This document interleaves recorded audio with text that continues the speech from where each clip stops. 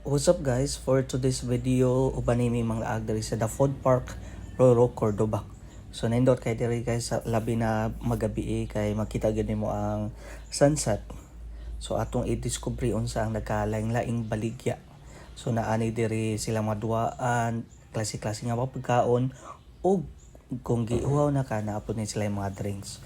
So karon atong tanawon unsay mga baligya nila atong suroyon. So kanina ani sila yung mga saang nga tag 150 to 160 ang range. Napay mga tempura. Mao ni ang fresh lumpia nga dali ra mahurot tag 25 ang isa. And sa kaning stall na napoy lahi nga namaligya og saang. Makita ninyo sa video. Napod sila yung mga mais, mga corn guys. So nagkaklase-klase talaga ang mga baligya diri sa Food Park Roro, Cordoba.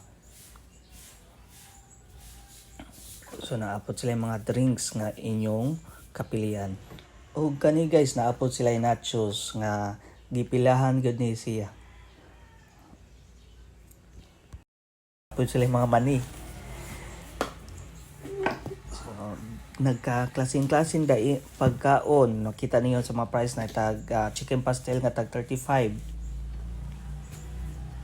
Kani mga french fries. So kita mo dagan kayo, inato gud din siya ang mga presyo. Naapod sila yung mga shakes, mga nagkadayang mga milk tea, mga sandwich. Kita ka kanila lami gid siya ang cheesy sandwich. And naapod sila tayo kay nga tag 5. Yes, tag 5 ra ni siya, lami pod siya ang sauce niya. So ayin ninyo tag 5 ra.